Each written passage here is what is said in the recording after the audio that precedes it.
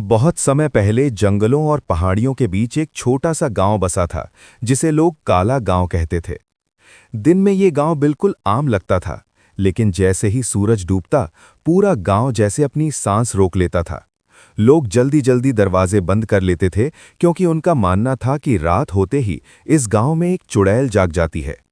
गांव के बुजुर्ग कहा करते थे कि जो भी लालच करता है, चुड़ैल सबसे पहले उसी के घर आती है। इसी गांव के आखिरी छोर पर शमशान और एक पुराने पीपल के पेड़ के पास एक टूटा फूटा घर था। उस घर में रहता था राघव, एक गरीब मजदूर। उसकी पत्नी सीता, जो कम में भी बच्चों को हंसाना जानती थी। उनका बेटा मोहन, जो भूखा रहने के बाद भी अपनी छोटी बहन के लिए मजबूत बनने की कोशिश करता था। और छोटी सी गुड़िया, जिसकी मुस्कान घर के सारे दुख कुछ देर के लिए भुला देती थी। गरीबी उनकी जिंदगी का हिस्सा थी। कई रातें बिना खाना खाए गुजर जाती थीं।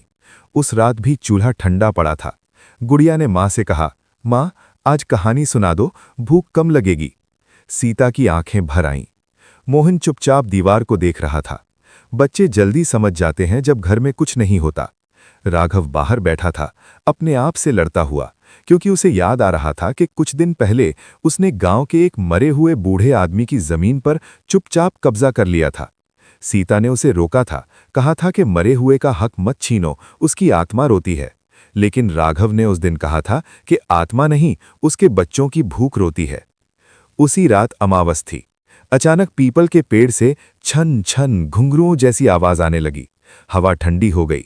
गुड़िया डरकर माँ से लिपट गई और बोली, माँ, कोई चल रहा है। तभी बाहर से एक औरत की आवाज आई, बहुत मीठी लेकिन अंदर से जहरीली। राघव, मेरी जमीन लौटा दो। सीता कांप उठी। उसके मुंह से बस इतना निकला, ये चुड़ैल है। दरवाजे के नीचे से एक लंबी काली चोटी सरकती हुई अंदर आई। मोहन की आवाज कांप गई, माँ, उसके पैर उल्टे हैं। और अगले ही पल दरवाजा अपने आप खुल गया। घर के बीचों बीच एक चुड़ैल खड़ी थी। सफेद साड़ी, खुले काले बाल, उल्टे पैर और आंखों से टपकता काला खून। लेकिन उसके चेहरे पर सिर्फ डर नहीं था, उसमें दर्द भी था। उसने भारी आवाज में कहा, मैं हमेशा से राक्षस नहीं थी, मैं भी कभी माँ थी। मेरी जमीन छीनी गई, मुझे मारा गया और इस गांव ने चुप्पी ओढ़ ली। सीता रोने लगी। मोहन ने गुड़िया को सीने से लगा लिया। राघव घुटनों के बल जमीन पर गिर पड़ा और रोते हुए बोला, गलती मुझसे हुई है, मुझे ले जा, मेरे बच्चों को छोड़ दे।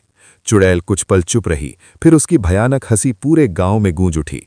उसने कहा, गलती करने वाला कभी अकेला नहीं बचता। तेज आंधी कली, जमीन कांपने लगी और गांव के अलग अलग घरों से चीखें आने लगीं। और फिर अचानक सब कुछ शांत हो गया। सुबह जब सूरज निकला, राघव का घर खाली था। न राघव था, न सीता, न मोहन, न गुड़िया। गांव के कई लालची लोग भी गायब थे। पीपल के पेड़ पर काली चोटी अब भी हवा में झूल रही थी और दीवार पर खून से लिखा था, गरीबी मजबूरी है, लेकिन लालच सबसे बड़ा अपराध है। आज भी लोग कहते हैं कि अगर काले गांव के पास से रात में गुजरते समय किसी माँ के रोने या किसी बच्चे की सिसकने की आवाज़ सुनाई दे, तो पीछे मुड़कर मत देखना, क्योंकि चुड़ैल आज भी वहां इंसाफ ढूंढ रही है।